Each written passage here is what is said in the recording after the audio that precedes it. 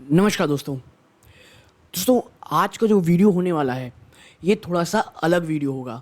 Reason मैं इसलिए कह रहा हूँ, आज के इस वीडियो में मैं 3 दोस्तों ऐसे स्टॉक बताने वाला हूँ जो शायद यहाँ से दुगने हो जाएं। जी हाँ, दुगने हो जाएं, इस बात का वो दमखम रखते हैं। बट मैं आपको बता दूँ, शायद समय लग सकता है। और कुछ स्टॉक्स जो आपके सामने मैं रखूँगा थोड़े समय पहले, वो सीरियस इन्वेस्टर ग्रुप के मेंबर्स को मैंने ऑलरेडी काफ़ी पहले बता चुके थे, ठीक है। और उनमें से दोस्तों तमाम स्टॉक एक बार एटलीस्ट 18 to 20%, जी हाँ 18 to 20% का ऑलरेडी रिटर्न देने के बाद वापस कोई स्टॉक सेम उसी जगह आ गए हैं। कुछ स्टॉक एक आप कह सकते हैं ऊपरी स्तरों पर ही अब थोड़ा समय बिता रहे हैं। तो ऑलरेडी उन स्टॉक्स में 18 to 20% के रिटर्न मिल चुके हैं। बट मेरा विजन दोस्तों एटलीस्ट दुगने रिटर्न्स का है। और मैं आपको बता दूं, ये तमाम जो स्टॉक्स में आप सब चर्चा करने वाला हूं, उसमें से एक दो स्टॉक, शायद एक स्टॉक तो कम से कम आपने मेरे ख्याल से बहुत कम है जो सुना होगा। आप मुझे ये बताइए कमेंट बॉक्स में कि आपको क्या लगता है, क्या वाकई में इन स्टॉक्स में वो दम है? अगर नहीं है तो मुझे बताइएगा कि भी ऐसा क्यों आपको लगता है, ठीक है। यहाँ पर एक बहुत ही छोटा क्विक एनालिसिस करूँगा दोस्तों उन तीनों स्टॉक्स का। उसके ऊपर एक आप कह सकते हैं डीप एनालिसिस की वीडियो कुछ ही दिनों में मैं लेकर के आऊँगा। आज मुझे ऐसा लगा कि वो 3 स्टॉक्स की चर्चा आपके साथ करनी चाहिए। और देखिए, मैं जब भी ना उन ऐसे स्टॉक्स को ढूंढता हूँ तो उस समय उनको खरीदने की कोशिश करता हूँ जब हर कोई स्टॉक के ऊपर दूर जा रहा हो, या स्टॉक्स आप कह सकते हैं लाइमलाइट से काफ़ी दूर हो। कि देखिए, जब तक स्टॉक लाइमलाइट में आता है ना, वो ऑलरेडी 50, 60, 70% रिटर्न दे चुका होता है। पिछले कुछ समय में जो सीरियस इन्वेस्टर ग्रुप मेंबर्स को मैंने स्टॉक्स बताए हैं, आपको याद होगा पराग मिल्क 67, 70, 72 के आसपास स्टॉक ट्रेड कर रहा था। मैंने एग्जैक्टली 70 रुपीज़ के आसपास से कहा था कि भैया ये जो लेवल्स है ना, अगर आपका लॉन्ग टर्म विजन है तो ये समय है खरीदारी का। क्योंकि उस समय तमाम जो डेयरी स्टॉक्स हैं वो बहुत ज़्यादा पिटे थे और सबसे ज़्यादा गिरावट आप कह सकते हैं पराग मिल्क में देखने को मिली थी। फ्रैंकली स्पीकिंग, मुझे ये तो नहीं पता था कि स्टॉक इतना ज़्यादा रिटर्न इतने कम समय में दे देगा, बट मुझे लगा था यहाँ से दुगना तो एटलीस्ट वो हो सकता है। बट वो 3 गुना तक गया दोस्तों। हेरिटेज फूड आपको पता ही है, करेंटली मैं हेरिटेज फूड को ही मैं या मेरी फैमिली मेम्बर अपने पोर्टफोलियो में रखते हैं। और जो तीनों स्टॉक आपके साथ मैं आज चर्चा करने वाला हूँ वो मेरे या मेरी फैमिली मेम्बर के पोर्टफोलियो में आज भी हैं दोस्तों, ठीक है। आप देखें, सुज़लॉन एनर्जी 8 रुपये के आसपास सीरियस इन्वेस्टर ग्रुप में मैंने कहा था।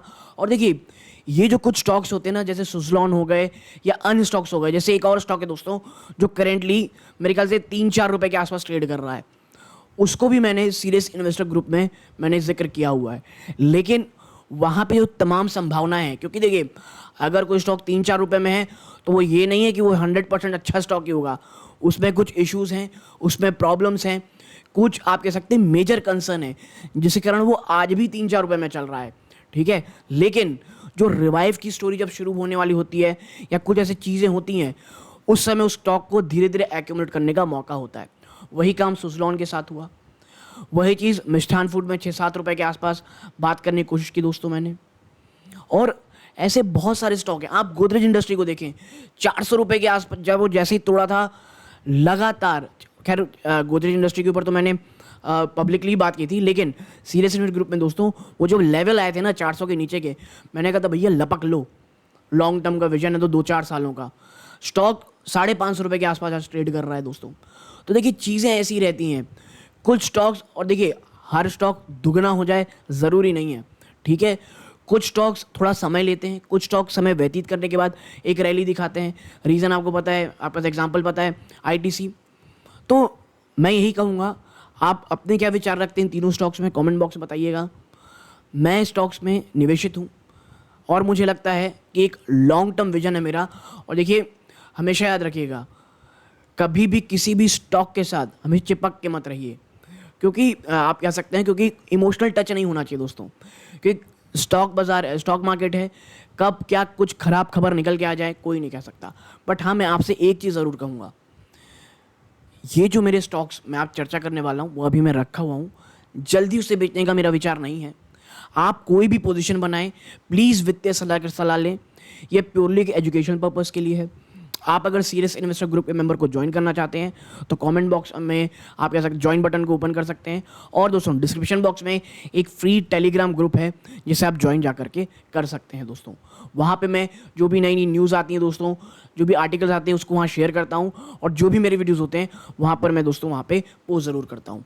तो अब विदाउट वेस्ट टाइम सीधा लेके चलता हूँ वीडियो के सेकंड पार्ट की तरफ, जहाँ पर चर्चा करेंगे।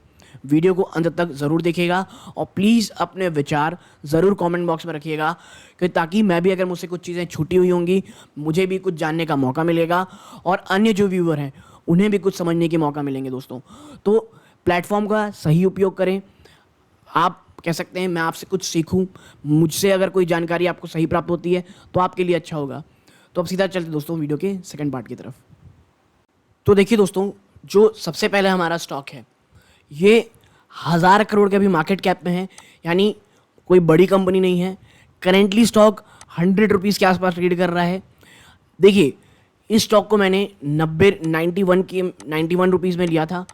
वहाँ से स्टॉक मात्र हफ्ते सवा हफ्ते में दोस्तों 110 रुपये के आसपास गया, ठीक है, वहाँ तक गया। वहाँ से वापस से दोस्तों स्टॉक में थोड़ी गिरावट हुई थी, बट अभी ये ना 100 रुपीज़ को तोड़ने की कोशिश कर रहा है। यानी जैसे ही 100 रुपीज़ तोड़ेगा दोस्तों तो वापस से एक आपको देखेंगे एक फ्रेश ब्रेकआउट होने की बात होगी। कुछ समय पहले ही इसमें एक खबर आई थी, भैया कोई एक कंपनी है जिसने अपने 6% की जो स्टेक है उसे सेल कर दी है, और उस समय बाजार में स्टॉक को लेकर बड़ी पैनिक हुई थी। और लोगों को ये कम पता होगा कि जो एवरेज प्राइस में सेल हुई थी वो 105 रुपये थी दोस्तों, ठीक है। तो ये वो कंपनी है। कई लोग, मुझे लगता है अब तक उस कंपनी का नाम समझ गए होंगे दोस्तों, तो मैं पहले आपको कंपनी का नाम बता दूं।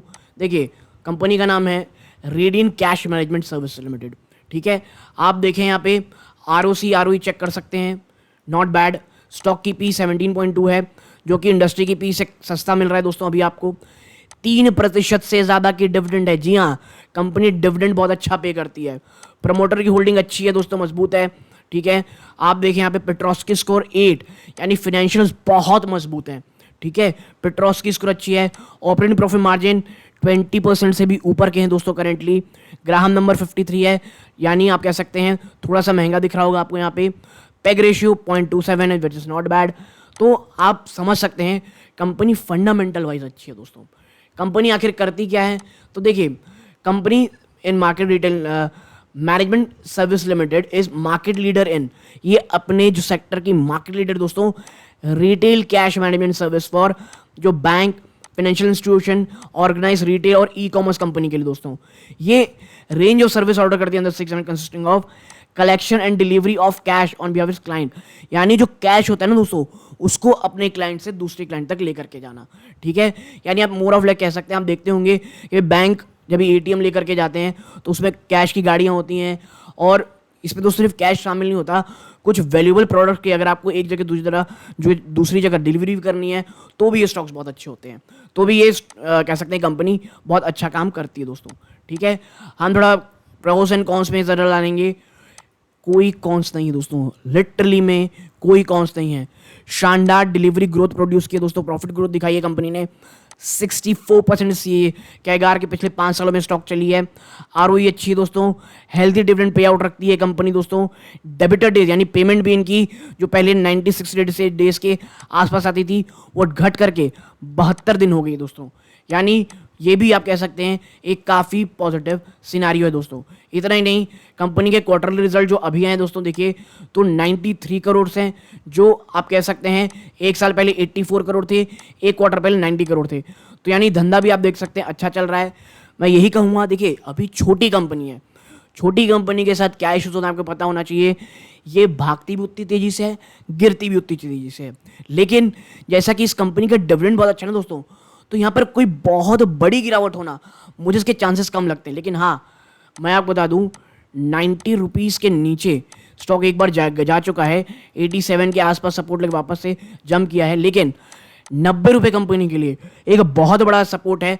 अगर ये ऑन द क्लोजिंग बेसिस 90 रुपये के नीचे जाता है और 2-3 दिन सस्टेन कर सकता है तो फिर बस ये स्टॉक ना दोस्तों काफ़ी कमज़ोर हो जाएगा। ये चीज़ें आप ध्यान में रखिएगा, ठीक है। बट मुझे इसके चांसेस अभी थोड़े कम लगते हैं। आप कंपनी अगर चाहते हैं भाई बैलेंस शीट कैसी है, 219 करोड़ का दोस्तों इनके पास बैलेंस शीट है, रिजर्व है, और बोरिंग मात्र 29 करोड़ है। और पिछले साल भी आप देखेंगे 2022 में तो भी मात्र 29 करोड़ थी, जबकि कैश 130 करोड़ से जम करके 219 करोड़ हो गया है।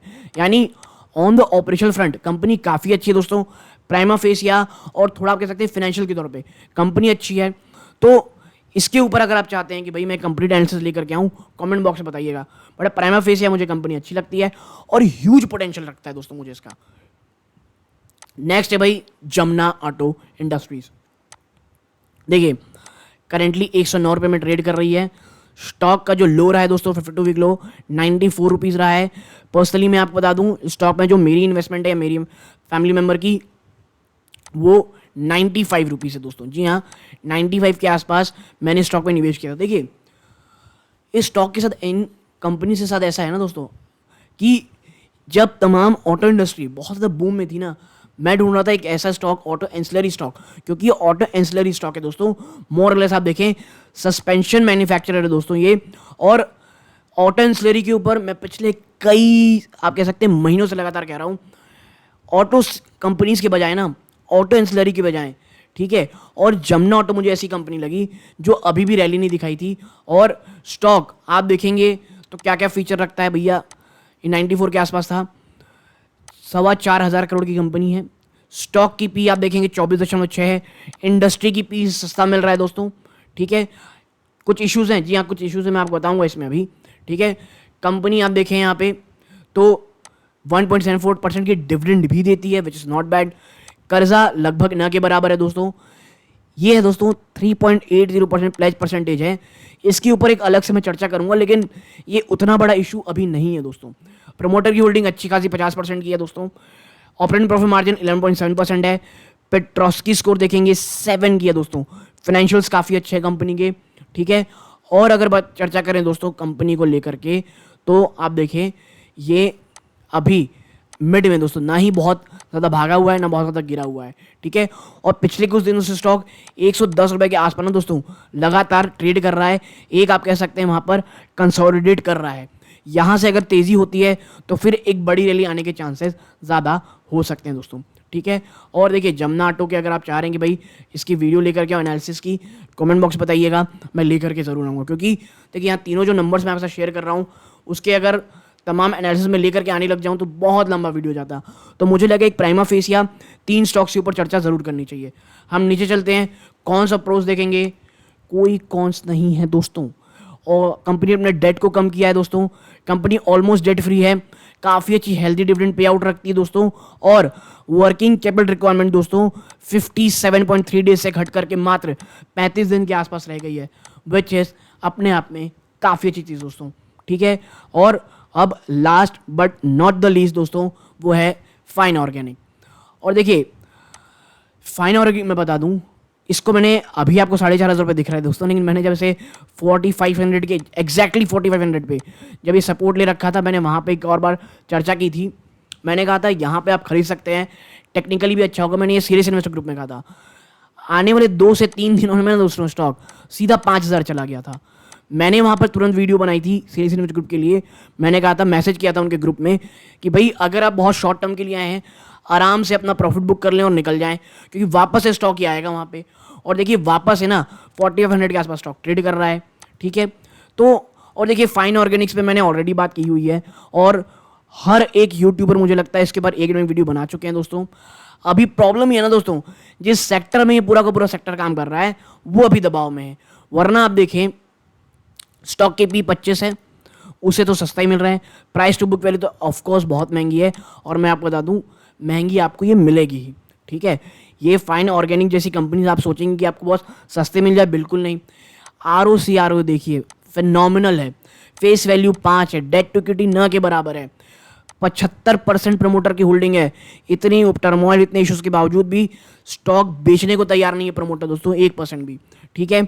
आप देखिए पेट्रोस्की स्कोर 8 है, आई मीन फिनोमिनल फाइनेंशियल्स है यार। और ऑपरेटिंग प्रॉफिट मार्जिन 26.8%, ठीक है। और देखिए इन कंपनीज को ना तभी खरीदारी करनी चाहिए दोस्तों जब हर कोई आप कह सकते हैं इस पे आप कह सकते हैं थोड़ा सा डल बातें कर रहा हो।